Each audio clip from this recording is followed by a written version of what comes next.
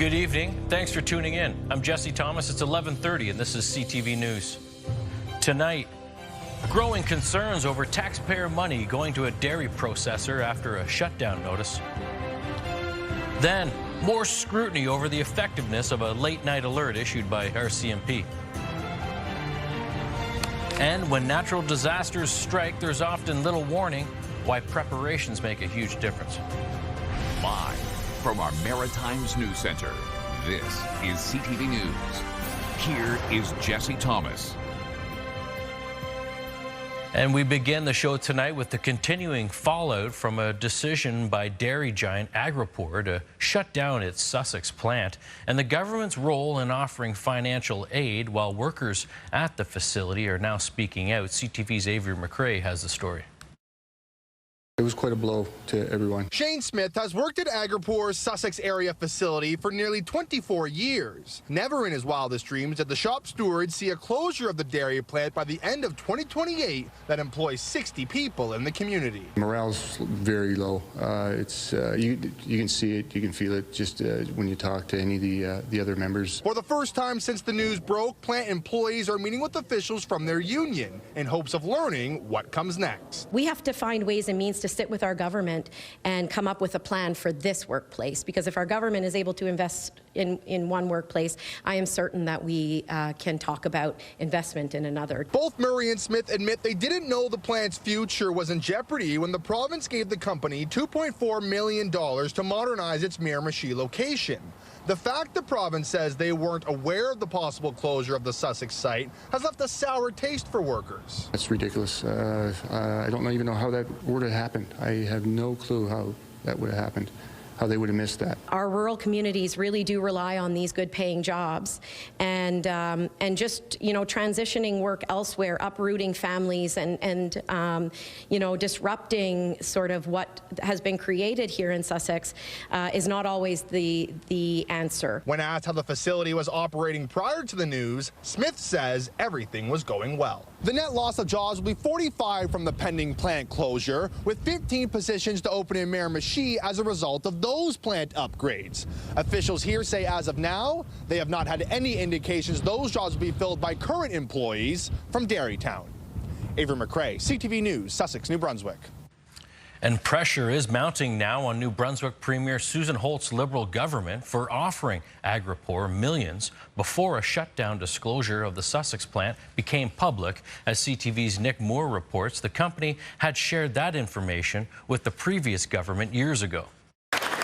Oral questions. What the provincial government knew about Agropur's plans to shut down its Sussex area plant and when is a $2.4 million question that is not going away in the legislature. If you didn't know their intentions, why did you give them the money? If you did know their intentions, why did you give them the money? $2.4 million in government funding was announced in February to help expand the Agropur plant in Miramichi, just a few weeks before the company confirmed it would be shutting down its Sussex area plant, putting 60 people out of a job. Progressive Conservative MLA Margaret Johnson was the Minister of Agriculture in the Blaine Higgs government and says she had conversations with Agropur about 3 years ago. Johnson says the company mentioned at that time the idea about shutting down the Sussex area plant. I said, well, I am hopeful, my new meme for the day, hopeful that you can rejig. That's the colloquialism I used. I said, I think you need to really, in a perfect world, I want the business to stay in New Brunswick. We want it to be here and support local people. The previous government's response to that information was to hope for a rejig. Madam Speaker, this government has acted. Opportunities NB Minister Luke Randall answered all but one of the questions about Agropur in the legislature today. Premier Susan Holt did stand to respond to criticism from the official opposition that her cabinet ministers were answering the tough questions and not her. I know that they're used to their previous leader shutting them down, not listening to them, and not allowing them to speak on behalf of their files or do any work because he micromanaged every single one of their files. The PC opposition continues to call for the provincial government to make its Agropur agreement public, but there's been no indication from the provincial government that will happen. Nick Moore, CTV News, Fredericton. And here in Nova Scotia, another college has announced cuts. Nova Scotia Community College is eliminating 91 positions at its campuses. In a release, the college says half of the job cuts come from vacancies and buyout packages, but 45 people were laid off, most working within the college's central office. The reductions are a result of a $15 million budgetary shortfall, including a nearly $9.5 million cut in provincial funding. And a series of emergency alerts sent across a wide area around Halifax last night was meant to warn people of a police action in a rural area. Instead, many say it ended up causing them confusion and anxiety. CTV's Hafsa Arif has the story. In this Gatesbrook community, houses are close together, with neighbors just steps away. And while it's usually extremely quiet, last night phones lit up with 3 emergency alerts, warning of a man in distress carrying a machete. I was very nervous when I first heard about the news and stuff, but then when I saw the email of the alert itself, I knew there was going to be confusion right away of which community it really was in. With the confusion following the first alert, a second was sent out. It was realized that in the community of Gatesbrook, there's Petipeswick Road, which is where the incident occurred, but there was confusion with the initial alert that it was in Musquodoboit Harbour. But as the investigation continued, the situation began to shift. So as officers were on scene, they continued to collect information and complete a continuous risk assessment. And it was determined that the initial information provided to police was not credible. A third alert was then issued, telling residents they no longer needed to shelter in place. Some of the community members are still wondering, is the person still at large? The person is still a person of interest for the police. By this afternoon, a police cruiser was back in the neighborhood. Officers say there's no evidence to support criminal charges at this time. We have to assess that information. At the initial report, we had to take what was given to us and ensure that the community was safe. So it's quite alarming when you get a report of a person with a machete. Hafsa Arif, CTV News. Get the Maritime's top stories, breaking news alerts, and watch live. Download the CTV News app. Today marks 6 years since Dylan Ealer, a little boy, went missing in the Truro area. The 3-year-old disappeared from his grandmother's home in May of 2020. The only thing that searchers found were his rain boots. Today, Truro police released an updated sketch of how Dylan might look today. It was constructed by the Ontario Provincial Police. Investigators believe Dylan fell into a fast-moving stream and was swept away. Police told CTV News today there is no evidence ever in the period of the 6 years to suggest that foul play was a part of his missing. It remains a missing persons investigation. And the police watchdog is now investigating a collision between a Halifax Regional Police cruiser and a cyclist. Police were chasing a male robbery suspect who was on a bicycle following a theft at a Halifax grocery store in the West End last month. A police cruiser collided with the cyclist, then a power pole. The suspect and one officer were taken to hospital. The cyclist has a fracture and has been charged with theft and possession of stolen property. The Serious Incident Response Team, the province's police watchdog, is investigating the incident. And RCMP are asking for the public's help in identifying a vehicle of interest in a 2025 homicide of a man in North Preston.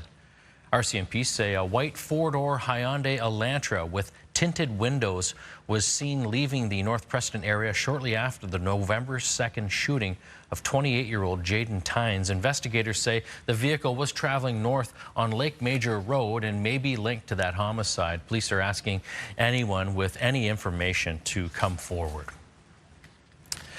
And an anti-crime coalition has released the results of a survey it sent to candidates running for office in the Moncton area. And as CTV's Derek Haggett tells us, the group is not happy with the results. The Enough is Enough coalition says 57% of candidates from Moncton, Riverview and Dieppe did not respond to their recent survey on public safety.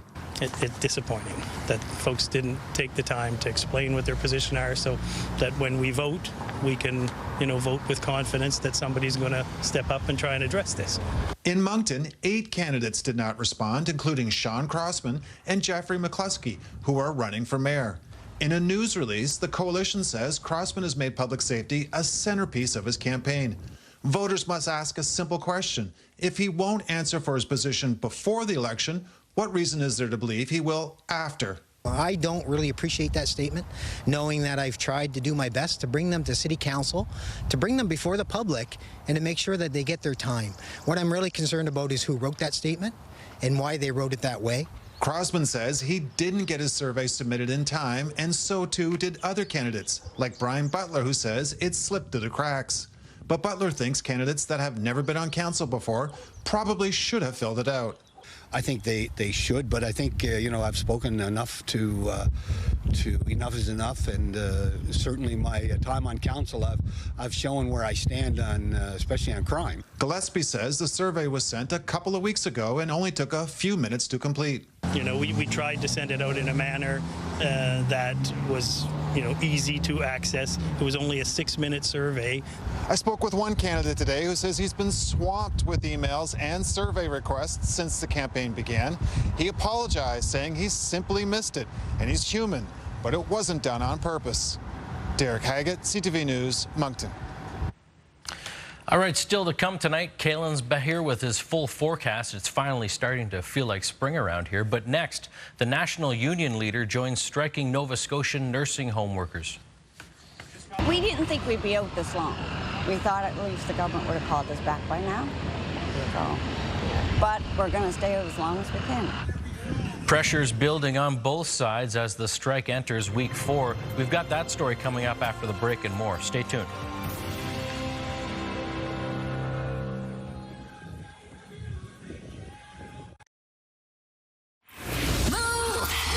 With Aaron and Peter. Bike a day in May. So far, we've given away 6 bikes, 25 more to go. Want to win? All you have to do is listen for the Bike Bell tomorrow between 8 and 9.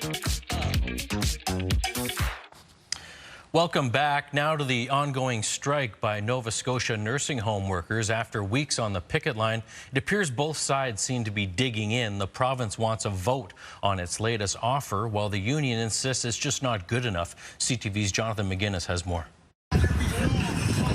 Well into their 4th week on the picket line, long-term care workers say their resolve remains strong, but frustrations are growing.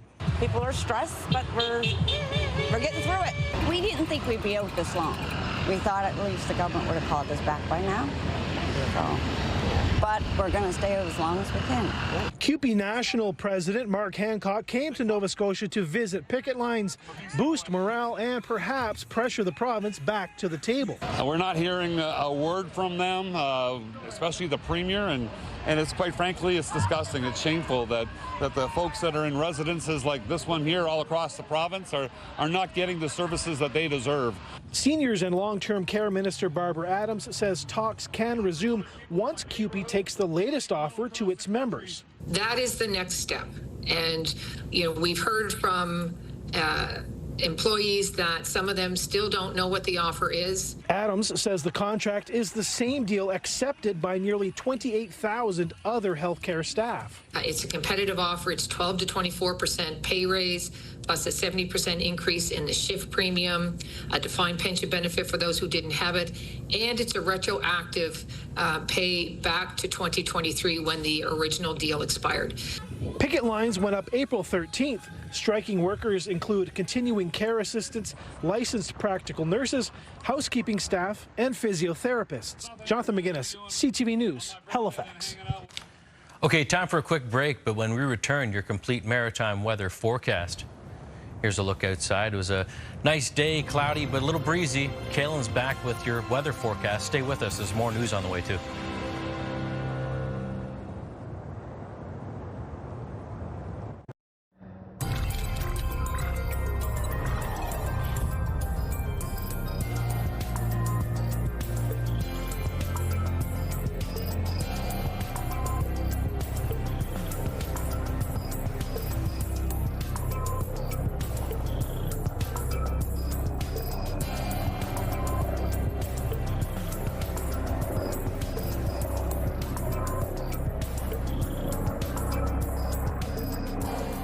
All right, welcome back. Meteorologist Kalen Mitchell joins us now with your maritime weather forecast. Kalen, it was a nice day today. Not exactly wall-to-wall sunshine, but when the sun was out, pretty decent. Yeah, absolutely. Gusty winds, and now, of course, over the next 24 hours, we have rain moving in and through the Maritimes. That's being pushed in our direction by this weather front off towards the west of us. A couple low pressure systems moving up and along that front. So the rain, as we head into the overnight, will start to move into both Prince Edward Island and Nova Scotia. It's already raining now across much of New Brunswick. That does mean for the morning commute for tomorrow, expect a rainy, foggy, and in some cases gusty one for Prince Edward Island and northern and western areas of Nova Scotia, including around the Halifax area. There is a risk of some downpours embedded within that rain. So if you're driving into one of those downpours, your visibility is going to be reduced. There may be some hydroplaning conditions on the roads. Now, moving into the afternoon, New Brunswick will get into some sunny breaks, though with some scattered showers developing. Prince Edward Island and Nova Scotia will see the rain move into eastern parts of both of those provinces. And then heading into Thursday evening and Thursday night, that rain continues to move towards the northeast, eventually clearing Cape Breton, but not until later Thursday night and into early Friday morning. And then Friday across the Maritime so far looking like a mix of sun and cloud with some isolated showers. A couple weather alerts out for this weather system. Special weather statement out for the northwest of New Brunswick. Some overall rainfall totals could finish near 40 millimeters. And some statements as well around parts of the east of Nova Scotia, eastern Halifax County, Guysborough County, and Cape Breton. There, because of the risk of downpours to this weather system, there could be some local totals that get into the range of around 40 to 60 millimeters. I mentioned the gusty winds, and at the start of the day for tomorrow, they're still quite gusty out of the southwest for Prince Edward Island and Nova Scotia, but in the afternoon as that front goes through, the wind gusts begin to diminish as the wind direction begins to change in behind the front, becoming west and northwest. Now, that being said, because of the topography of the Cape Breton Highlands during the day for tomorrow, some of those still southerly gusts could get up to around 90 kilometers per hour, so there's a wind warning out for northern Inverness County and Cape Breton. Most lows tonight will be around the high single digits and the low teens. Here's a look at the high temperatures in the forecast for Thursday in the Maritimes. And for communities in the north of New Brunswick, between 12 and 16 degrees, with central and southern parts of the province with high temperatures between 14 and 16. For Prince Edward Island for tomorrow, the high temperatures 10 to 14 degrees for the province. In eastern areas of Nova Scotia, most of the high temperatures will be between 10 and 15 degrees. For northern and central areas of Nova Scotia tomorrow, most of the high temperatures will be in the low teens, many 11 to 13. The Annapolis Valley tomorrow can expect high temperatures near 14 degrees, 13 at Digby. And for the South Shore and Southwest of Nova Scotia, the high temperatures between 11 and 13. In the extended forecast, beginning first with New Brunswick, spotty showers on Friday, then a mix of sun and cloud for the start of the weekend on Saturday. High temperatures around the mid-teens. Mid-teens on Sunday, but with some showers in the forecast. Rain possible on Monday of next week, and then a mix of sun and cloud for Tuesday and Wednesday.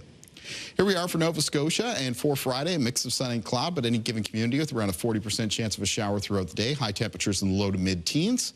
Mid-teens in the forecast for Saturday with a mix of sun and cloud. Showers expected on Sunday. Rain possible on Monday of next week, followed by cloudy periods on Tuesday, and then a mix of sun and cloud on Wednesday. And for Prince Edward Island in the forecast coming up on Friday, isolated showers along with a mix of sun and cloud. Highs near 14 on Saturday with a mix of sun and cloud. Highs near 12 on Sunday. Showers in the forecast. Rain possible on Monday of next week, followed by cloudy periods on Tuesday and a mix of sun and cloud on Wednesday. Jesse. All right, thanks for that, Kalen. We've got more news on the way, but first we're going to take a quick TV timeout. Stay with us.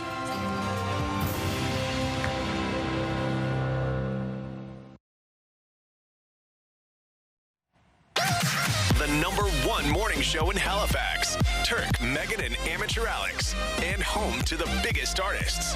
Halifax's #1 hit music station. 101.3 Virgin Radio. From flash flooding to wildfires and tropical storms, we've seen it all in the last few years here in the Maritimes. And we know natural disasters can strike without much warning. That's why officials want you to be prepared. CTV's Ryan McDonald has more. From hurricanes to floods, Snowmageddon-type blizzards to raging wildfires, Maritimers have experienced extreme weather events of all kinds in the past number of years. People were running out of gas for their generators. Lineups were crazy. Denise Forgeron's mother's home in Louisbourg suffered more than $20,000 damage during post-tropical storm Fiona. She and her husband were without power or well water for a few days themselves. Since then, she has purchased a fireproof bag that contains things like passports, medication, and some cash in case of another emergency. Something happens, I said, go in that closet, that black bag, grab it. Today, Canada's Alert Ready system went off in most provinces, including the Maritimes, but it was only a test. So what might people run out the door with if it were the real thing? A lot of homeowners and individuals, care so much about their pets. A new survey from First On-Site Property Restoration finds the other things Canadians would grab first are cash, cards, and their phones. I'm right up there too. If I'm getting evacuated, my phone or whatever I use to communicate would be top of the line. The survey found that 53% of Atlantic Canadians, the highest percentage in the country, feel prepared for a weather-related emergency. 53% know their local evacuation routes, which is also tops nationwide. 85% know where to find official emergency alerts and weather information, and 30% have an emergency kit prepared.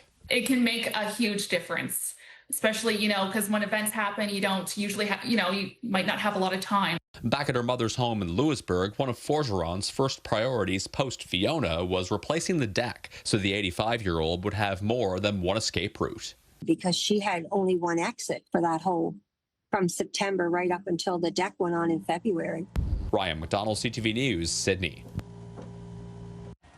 All right, time now for one last break, but coming up, a major economic summit focused on expanding trade and economic opportunities gets underway here in Halifax. But first, your wake-up weather. Let's have a look outside at Fredericton, where it's still 12 degrees. It's Kayla Mitchell back here with what you need to know for the morning. Stay with us.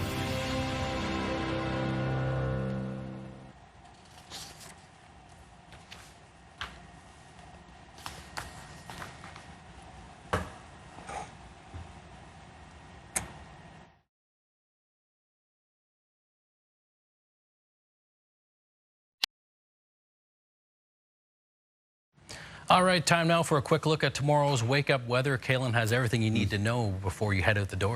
Yeah, and it's going to be pretty rainy heading out the door first thing Thursday morning for a good portion of the Maritime, especially Prince Edward Island and western areas of Nova Scotia as that band of rain continues to move through.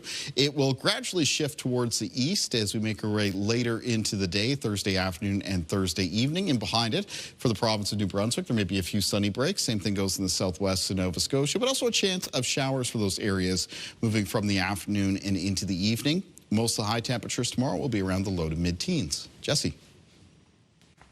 Great, thanks for that, Kaylin. Now, nearly 50 ambassadors from around the globe are in Halifax tonight as part of a major economic mission that's focused on trade, investment, and global partnerships.